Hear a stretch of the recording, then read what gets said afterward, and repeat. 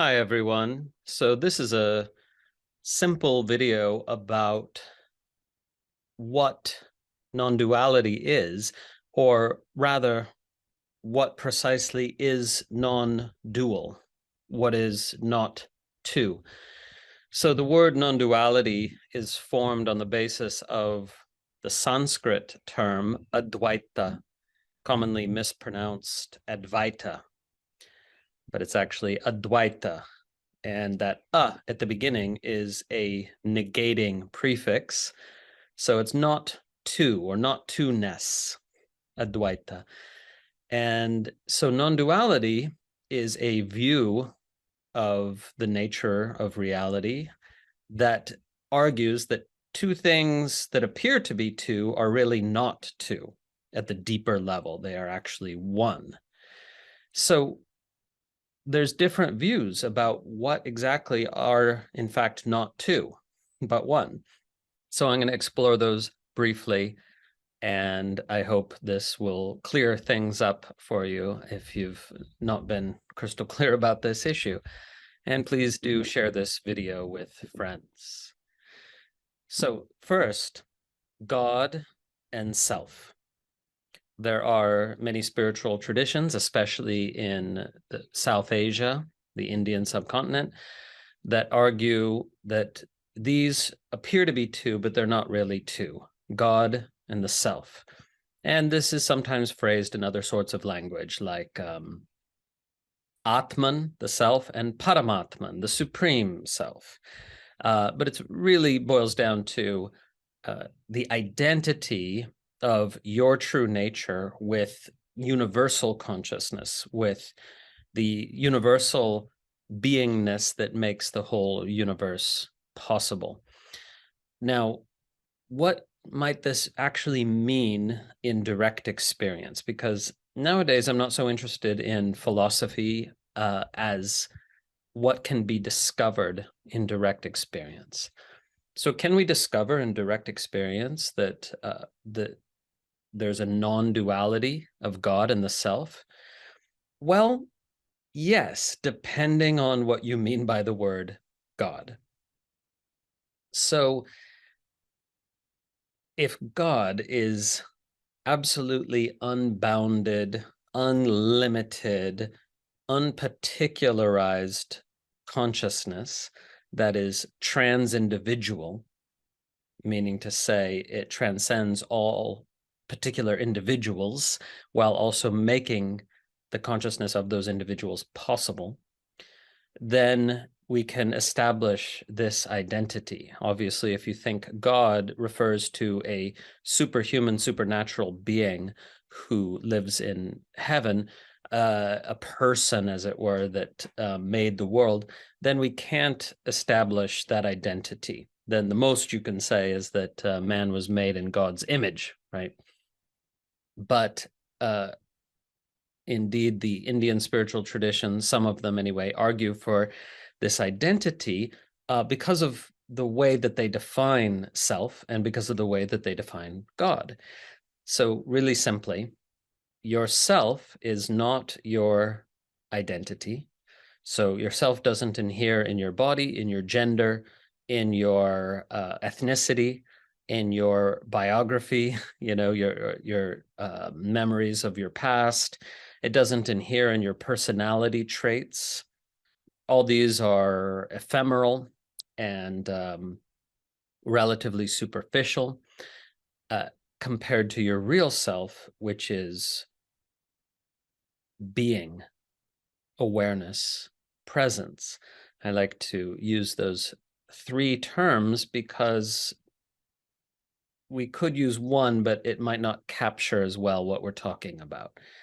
So being, awareness, presence. This is your true nature according to these South Asian schools of thought. And this is easily verifiable in direct experience because it's that aspect of yourself, that aspect of your experience of reality, which is constant. So this feeling of being preceded all your self-images It preceded all your conscious memories. It preceded your formation of identity. If you think back to when you were 3 or 4 years old and just, wide-eyed looking out at this world, not understanding anything, not having an idea of yourself, if you can remember what it felt like to be that little 3-year-old version or 4-year-old version, then you can feel the same beingness is here now. It never ages, right? So that's one way to point towards it very simply, and it works for most people, just doesn't work for those who had a traumatic time at those ages. And we specifically pick those ages because they are before the formation of identity and self-images, but sadly for some people not before trauma. So for those folks, we need to do various meditation practices that enable them to see, or rather feel, that aspect of their own beingness which was never traumatized, which is not wounded or damaged in any way, right? Because your beingness can't be damaged. It's impossible. Only the body-mind can carry wounds of various kinds that don't impinge upon your real nature. So being, awareness, presence, you can put slashes in there if you like, or dashes. It is absolutely pure. It's untouched, untainted, we might say, by all the experiences. It's pure because it can't not be pure. Right? It's nothing but the awareness of your own being, and being that awareness. So it's almost impossible to really accurately put into words. But once you investigate through meditative practice this being, awareness, presence more deeply, you discover that it's not a self, that it makes all experience possible, and that it's incredibly intimate. It's the only aspect of experience which is simultaneously right on the surface of things and deeper than anything else. So we have this idea that discovering our true nature, we have to delve down deep, deep, deep. And that's true. To discover the actual depth of what you are, you need to delve down deep. But what you are is also immediately present. It's right here, right now. It can't not be, because it's what you are. So it's that which is present when there is no thought, and that which is present when there is thought. Right? So if you compare these two states, thought-free and thinking, and compare free of emotion and emotional, notice what's there in both contexts. Okay, so it's that which makes cognition possible, though it's not delimited by cognition. Okay, so you discover there's not a self to this, and it's somehow simultaneously intimate, but it transcends every idea you have of self. Okay, and so then these traditions argue that this consciousness, this awareness that you've discovered as your very own being, is in fact trans-individual. In fact, it's that which gives rise to experience and supports experience and receives the dissolution of all forms of experience, right? So this that you are is the ground of being. It's, again, the source of the experience of phenomena, right? No experience isn't possible without consciousness. You could even argue that they're simply synonymous, awareness or consciousness on the one hand, and experiencing on the other, are just different terms for the same thing, fact of experiencing, right? So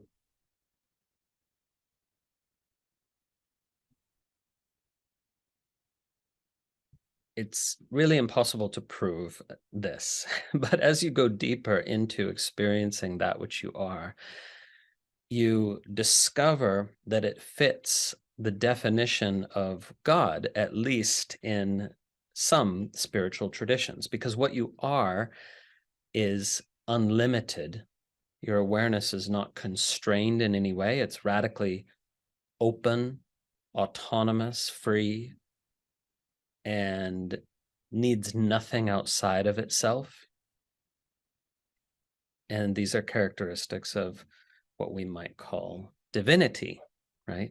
And also being the ground of being, the source of phenomena, the support of phenomena, and that into which phenomena once again dissolve also corresponds to the definition of God in some traditions, okay? So, of course, the non-duality of self and God is only possible to establish in direct experience or philosophically, given certain definitions of those terms, right? And so there's no point in arguing about this with people who don't agree with your definitions of those key terms, because you're arguing past each other, right? Okay, non-duality number 2. What else is not two but appears to be two? Self and other. Yourself and other humans. Okay, this is the second not two-ness I want to address. So on the body-mind level, of course, you're different from other humans. How different? Well, the differences might seem to be big to you, but to aliens, they would be incredibly minute differences, superficial differences, right? We exaggerate our own sense of difference for all sorts of cultural reasons, and even capitalism encourages us to do that. And so we overlook the fact that we share much, much, much more in common than the ways in which we differ. So each of these body minds is as unique as a snowflake, but all snowflakes are made of water. And even more so, all snowflakes have a generally similar pattern, right? Snowflakes are completely symmetrical, for example, and they form concentric patterns, and so each one is unique, but also if you zoom out a bit, they're kind of all the same, right? And so human body minds are very much like that. But what about that which looks through your eyes? Okay, because the body mind is all that can be observed about you.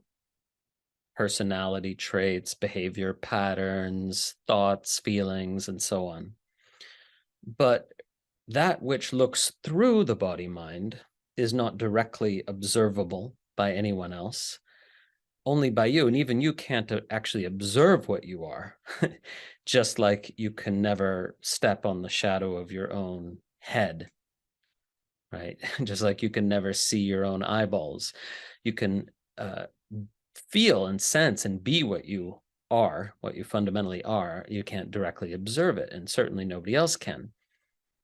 So it doesn't occur to us most of the time to realize that that which is looking through these eyes is that which is looking through all the eyes that exist. So we overlook that because the body minds are different, but the body mind is what is being looked through. And we're talking here about that which is looking. And when we immerse in our true nature, that being, awareness, presence, then we can talk with others who have also immersed in it, and we discover, oh my gosh, there's no difference. We might notice certain qualities it has more than others. Somebody might notice other qualities, but it's all the same qualities, right? Whether we're talking about its openness, its stillness, its hosting quality, right? We can name these things in different ways, but this being awareness presence that we are, whatever you choose to call it, essence nature, Buddha nature, Atman, it doesn't matter. We discover that it's actually the same as the essence nature of everyone else. So what's looking through these eyes right now, and what's looking through your eyes watching this video, it's the same one. So even if you don't agree with calling it God, as I was previously, we can establish through direct experience and communion with others, real communion that goes past these mental categories, that it's the same one looking out of all of these pairs of eyes. And that fact only is obscured by identification with that which we are looking through. Okay, so that is perhaps the most important non-duality to be aware of. It depends who you ask. Okay, so the third non-duality I want to address, the third version of not two-ness, concerns subject and object. Okay, so the subject is you, the knower. The object is whatever is known, whatever is cognized, whether that's a thought, an emotion, a sound, a visual image, a sensation, and so on. So there would appear to be quite a gulf between these two. Knower and known seem to be very different. The knower is formless, right? It's that same awareness presence, though that fact can be obscured by, the appearance of something like a mind. That is to say, we often make the mistake of thinking that the mind is the knower. But the mind is not the knower. The mind is actually a tool. We have a mental faculty which we can use for certain kinds of knowing, like mathematics, for example. We need to use the mind to solve math problems, right? But the mind is the tool we use to solve the problem. It's not the knower. Okay. So being awareness presence, that is the knower. And it seems to be quite different from the known, again, because it's not particularized. It's uncategorizable, pure knowing presence. And objects are things. They're pots, and they are plants, and they are clouds, and they are bricks, and so on. And these are particular objects, right? But this dichotomy actually breaks down when you go far enough in the meditative endeavor, the spiritual practice, right? So how does it break down? Well, in this simple way. In contemplating, for example, you're hearing a sound. You're sitting in meditation, hearing a sound. And you realize that only when the mind intervenes do there appear to be two things, a hearer and something heard, or even three things, hearer, hearing, and heard. That seems to be true from the perspective of the linguistically conditioned thinking mind. But in direct experience, in pre-verbal, we might say, or non-verbal direct experience, that's not true at all. There's just hearing, or maybe you prefer to say there's just sound. It doesn't actually matter how you label it, but the point is that you discover for yourself, you must discover for yourself, that there is no hearer separate from the hearing, and there is no heard separate from the hearing. Or if you prefer to call it sound, you can say there is no hearing separate from sound, and there is no hearer that is separate except as a thought, right? So you have to look carefully and see that if you imagine yourself as a hearer separate from what's heard, you can make believe, you can effectively make believe that that is the case. But let me put the challenge in this way. When you're hearing a sound, look to see if there is a hearer separate from the hearing existing as anything other than a thought. And you will find that the only version of a hearer separate from hearing is the one you dream into existence, the imagined separate self. You think a self that is distinct from the hearing. But if you drop that thought, if you can drop that thought even for a moment, then you're able to be intimate with the fact that there's just hearing, which we could say is a vibration of consciousness. And the reason I want to rephrase it in that way is so we can shift to the other senses. And then you can notice, oh, sensation. There's no, feeler or sensor separate from the sensing. And there's nothing sensed separate from the sensing. There's just sensation, which is another vibration of consciousness. And then you can go through all the senses in this way and see, oh, visual imagery is just color, or see, whether you call it seeing or color doesn't matter, right? And there's no seer separate from the seeing except the one you imagine into existence. There's just seeing. But we don't advise that you start, myself and other non-dual teachers, don't advise that you start with seeing because it's where the illusion of separate self is strongest.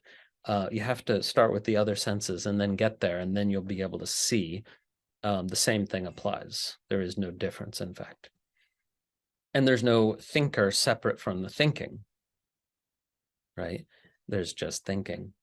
So in this way, you discover that there is no subject-object dichotomy because what appears to be an object is the subject vibrating in a particular way, vibrating as those sensations, those sounds, those colors, etc., those flavors, those smells, those thoughts. So this takes some introspective work, we might say. You need to really take time to see for yourself that the dichotomy of subject and object is actually illusory. You need to drill down on that for yourself. Don't take anyone's word for it, because then you won't have the actual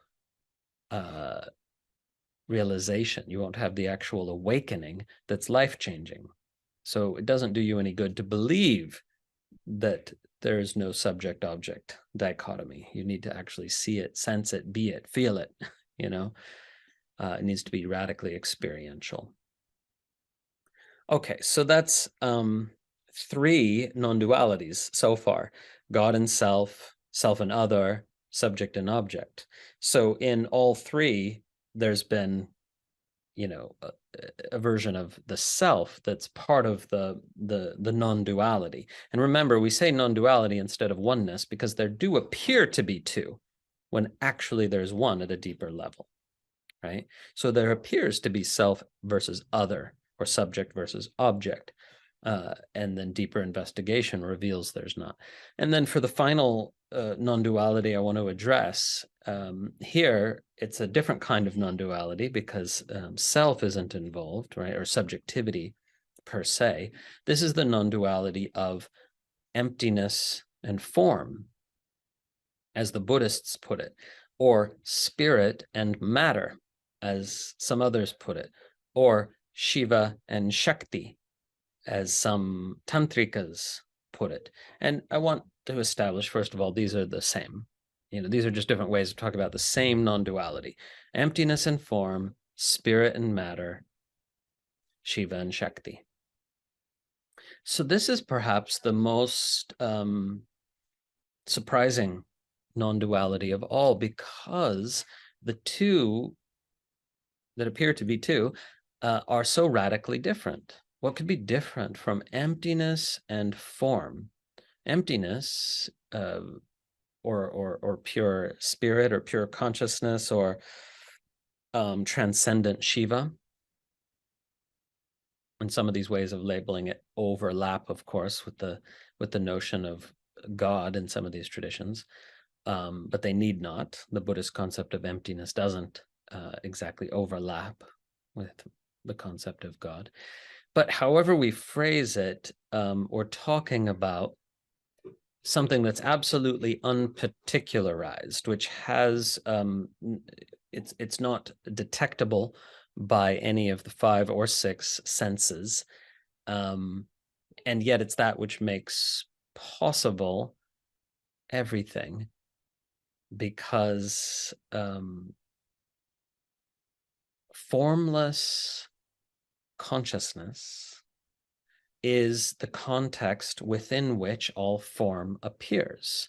Okay, so most people could get on board with that in one way or another and say, yeah, I see that from the first person perspective of any conscious being, formless awareness is that in which all form appears.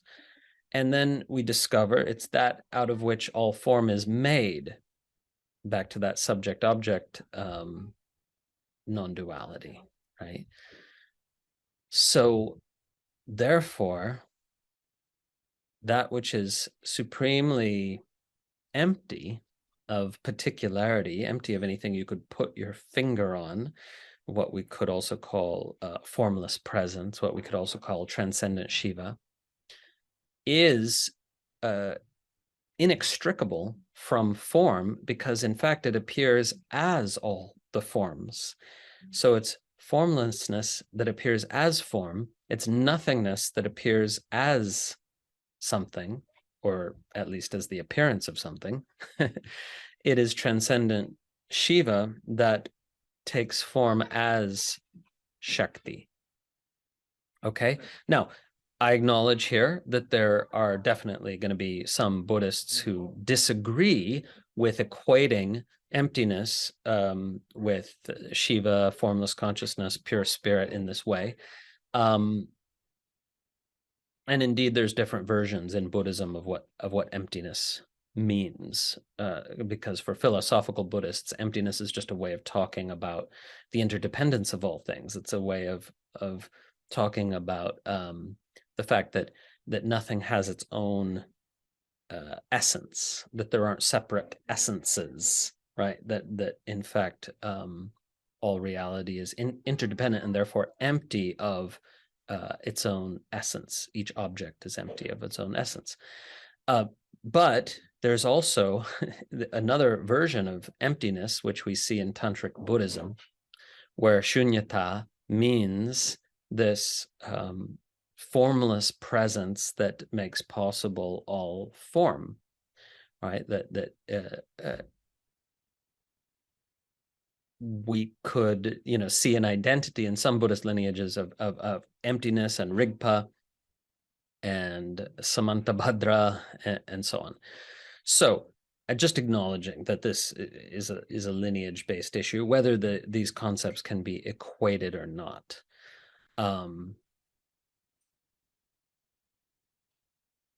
But in the Heart Sutra, which is a Mahayana Buddhist text, we find emptiness is form and form is emptiness. So that's prior to Buddhist Tantra. So they're not equating emptiness with formless presence, pure consciousness. But my point is that whether you do make such an equation or not, it still holds true that emptiness and form are two aspects of one thing, not two different things. Each needs the other, each demands the other, necessitates the other, and is interdependent with the other. Okay, so there are, other forms of non-duality, but these are the main ones, these four that I've talked about. But there's also misunderstandings about non-duality. That is to say, some people think non-duality means there's no difference between good and bad, right and wrong. Well, you can sort of make that argument on the basis of the fact that good and bad and right and wrong are mental constructs held by humans. They're not things inscribed in nature itself. However, none of the authorities that taught non-duality in Asian religious history made this argument that non-duality means there's no difference between good and bad. Some of them acknowledge that good and bad is a mental construct created by humans for good reasons, for good human reasons, right? And sometimes misused, of course. But there's no point in arguing for a non-duality of things which are merely mental constructs, which don't exist in themselves, you see? So we don't argue for a non-duality in these traditions of good and bad. We say that there's such a thing as beneficial and there's such a thing as harmful. That's real. How do we define that? Well, the maximizing the well-being of conscious creatures, that's what we mean by beneficial. And in everyday language, we just call that good. Now, that's imprecise and it's judgmental, and so it would be much better to say beneficial. And harmful is those actions and ideas which decrease the well-being of conscious creatures, which in everyday life we just tend to call bad. But we need to examine these concepts, of course, and say, is this really beneficial? And is that really harmful? And if so, in what context? And is there another context in which it's not? It might even become the opposite one of this polarity. But that doesn't imply that we can argue that good and bad, right and wrong are meaningless distinctions. That's just an idiotic argument made by only the truly immature, to be honest. Nor do we argue that pleasure and pain is a meaningless distinction. We don't argue for a non-duality of pleasure and pain, even though both are, in some sense, illusory. Not while you're having them, usually, but they're ultimately seen to be simply modes of consciousness, and not properties of things or of selves. Okay, so that's a little bit about what non-duality is not, and this video is already longer than I thought, so I'll leave it there and see you next time. Take care, everyone. Be well. Om.